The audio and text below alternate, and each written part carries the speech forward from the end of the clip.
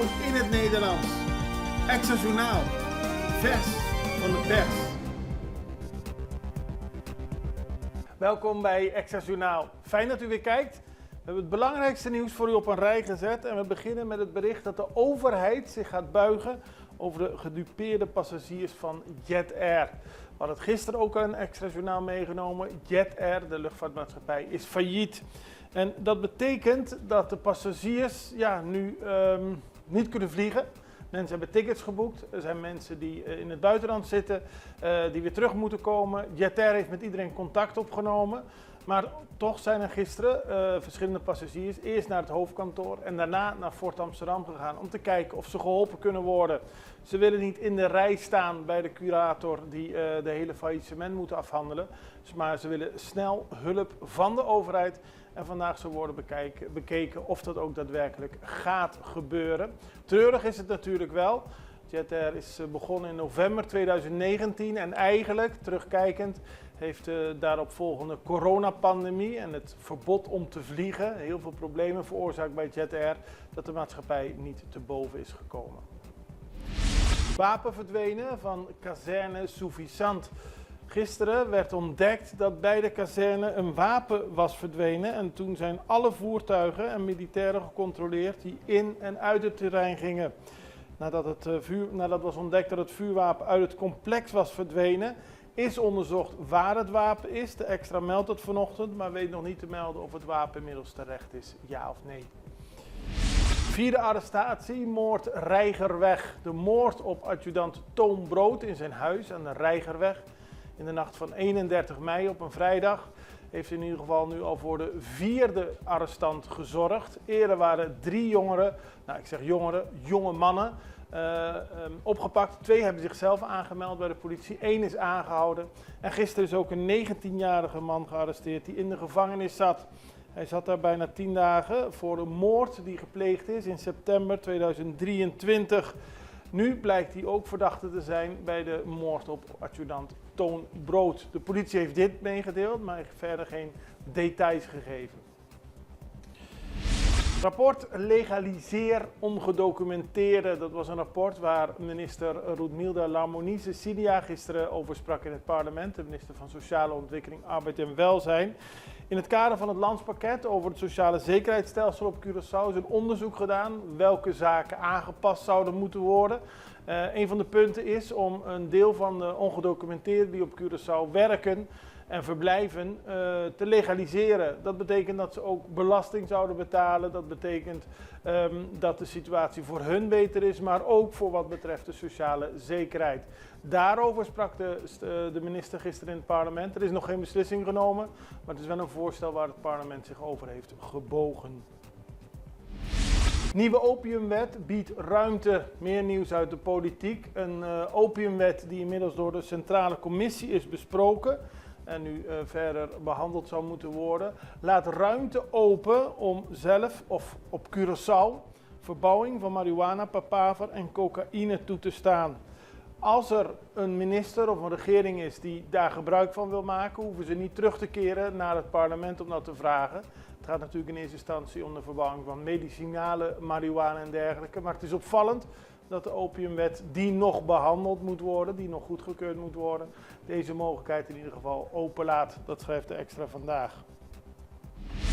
Dan noemt de partij Man-Pin de voorgestelde salarisverhoging met de centrale bank onacceptabel. Eerder deze week werd bekend dat de centrale bank een brief heeft gestuurd naar de minister van Financiën met het voorstel om de maximale salaris voor directieleden te verhogen van 386.000 per jaar naar meer dan 500.000. Nou, op die manier zou men getalenteerde en goede krachten uit het buitenland of vanuit Curaçao zelf kunnen aantrekken. Mensen die voor een lager salaris wellicht niet voor de centrale bank willen werken. Dat is de gedachte van de centrale bank daarachter. Maar volgens de partij Man-Pin is het een volstrekt verkeerd voorstel. De partij noemt het onacceptabel en onfatsoenlijk. Curaçao is momenteel het armste land in het Koninkrijk. 40% van de bevolking leeft in de armoede. Dan is een dergelijke salarisverhoging totaal niet gepast, aldus deze partij. Strengere regels thuisonderwijs. In 2018 is er een pilot gestart met het geven van thuisonderwijs onder bepaalde voorwaarden. Die regels zijn nu aangescherpt, zo schrijft de Extra.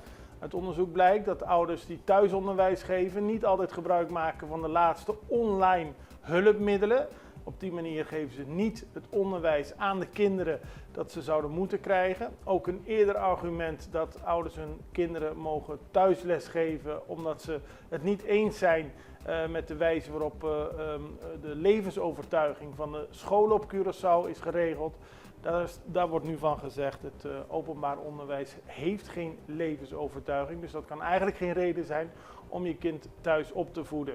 Willen ouders dat wel doen, dan zijn er strenge regels en daar moet ook streng op worden toegepast. Zo is door het ministerie van Onderwijs bekendgemaakt. We gaan even over naar een break en zijn zo bij u terug.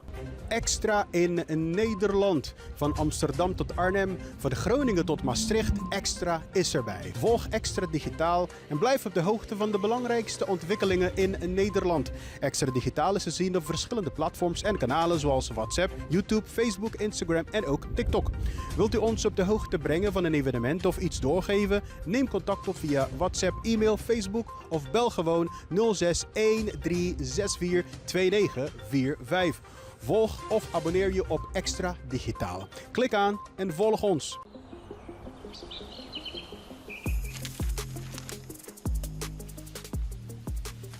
Welkom op Curaçao, een van de mooiste eilanden in de Caribiën, een ware parel. En het is een eiland waar je van heel veel zaken kunt genieten. Van de natuur, van de zee, van het eten, van de mensen en zoveel meer.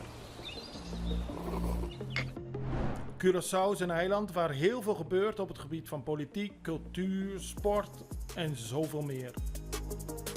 En Extra Journaal brengt het belangrijkste nieuws van Curaçao.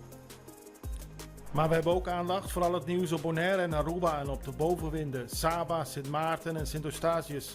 En we belichten al het nieuws van alle kanten. Het nieuws is duidelijk, actueel en vers van de pers. Extra Journaal, elke werkdag op Salto. Op Curaçao zijn we de hele dag bezig met het maken van Extra Journaal. Volg ons op je favoriete Amsterdamse zender, Tauro.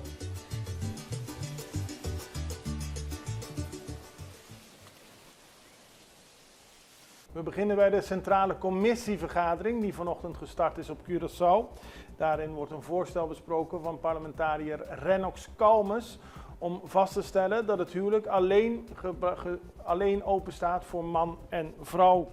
De organisaties Igualdad Curaçao, FOCO en Human Rights Caribbean hebben hierover vanochtend een brief gestuurd aan gouverneur Lucille George Wout. Zij maken bezwaar tegen de behandeling van het voorstel van Kalmes. Volgens de organisaties staat er in het statuut dat er in een geval dat er een dergelijk voorstel wordt besproken, eerst onderzoek moet plaatsvinden naar het gevoelen binnen het Koninkrijk. En dat is volgens de organisaties niet gebeurd en daarom zou het parlement het initiatief niet in onderzoek mogen nemen. David Wever, de advocaat die namens de organisaties de brief heeft gestuurd, die stelt in de brief aan de gouverneur dat ze een beroep doen om ervoor te zorgen dat deze wet niet kan worden behandeld totdat er een gevoelen van de regering van het Koninkrijk is ingewonnen. Dat betekent dat er ook bij de andere landen in het Koninkrijk eerst informatie wordt ingewonnen wat zij hierover vinden. Dan gaan we naar Bonaire, want de politie van Bonaire is bezorgd over de grote hoeveelheid autodiefstallen. Het Korps Politie Caribisch Nederland heeft dit jaar tot nu toe 40 meldingen ontvangen van diefstal uit en vanaf voertuigen. Dit aantal incidenten benadrukt volgens de politie de noodzaak voor de gemeenschap van Bonaire, inclusief bezoekers, om extra maatregelen te nemen ter beveiliging van de voertuigen. Mensen moeten waakzaam zijn en soms ook gewoon kleine, simpele dingen in ogenschouw nemen. Niet een auto of een scooter ergens waar geen verlichting is plaatsen, zodat onverlaten de zomer naartoe kunnen gaan. Dus probeer het in het licht te zetten. Stuurslot, liefst natuurlijk in een garage. Op die manier moet worden voorkomen dat er meer voertuigen worden gestolen op Bonaire. Ook het installeren van een autoalarm is een goede maatregel, dus de politie. Internationaal nieuws, we beginnen in El Salvador. El Salvador en Argentinië komen de strijd tegen georganiseerde misdaad versterken. Ze gaan samenwerken. De ministers van Veiligheid van El Salvador en van Argentinië hebben gisteren een overeenkomst getekend om die strijd tegen de georganiseerde misdaad te versterken. En dat is in het kader van het bezoek van de Argentijnse minister van Veiligheid Patricia Bullrich. Zij bracht onder meer een bezoek aan president Nayib Bukele. En die is, zoals bekend, een grote strijd tegen criminaliteit in zijn land begonnen. Vooral de gewelddadige bendes. De Argentijnse minister bezocht zondag een megagevangenis die plaats biedt aan 40.000 gevangenen. En volgens een bericht op AFP is Bukele sinds hij in 2019 aan de macht kwam een oorlog tegen bendes begonnen. Er zijn meer dan 80.000 vermeende bendeleden gearresteerd. Argentinië is onder de indruk en wil samenwerken met El Salvador. Dan gaan we nog naar onze buurlanden Colombia en Venezuela, want Colombia gaat een legale status verlenen aan maximaal 540.000 Venezolaanse migranten die voogden zijn over minderjarigen die in het land verblijven. Dat heeft de Colombiaanse migratieautoriteiten bekendgemaakt. Volgens migratieminister Garcia is het een speciale migratiemaatregel, want het land is de laatste jaren de belangrijkste bestemming voor miljoenen Venezolanen die de politieke en economische onrust in hun thuisland ontvluchten. Velen van hen zien Colombia als een tussenstap naar andere Centraal-Amerikaanse landen of de Verenigde Staten. Maar op deze manier wil men zorgen dat de mensen die in Colombia blijven ook bepaalde rechten krijgen. Om een idee te geven, er worden er dadelijk maximaal 540.000 Venezolaanse migranten gelegaliseerd. Colombia zelf heeft een bevolkingsaantal van 52 miljoen inwoners. En volgens officiële cijfers zijn er momenteel 2,8 miljoen Venezolaanse migranten aanwezig in Colombia. Dus het is tijd om daar iets mee te doen. Daarmee zijn we aan het einde gekomen van deze aflevering van Extra Journaal. Ik ben er morgen weer en ik hoop u ook. Het allerbeste. Tot ziens. Dag.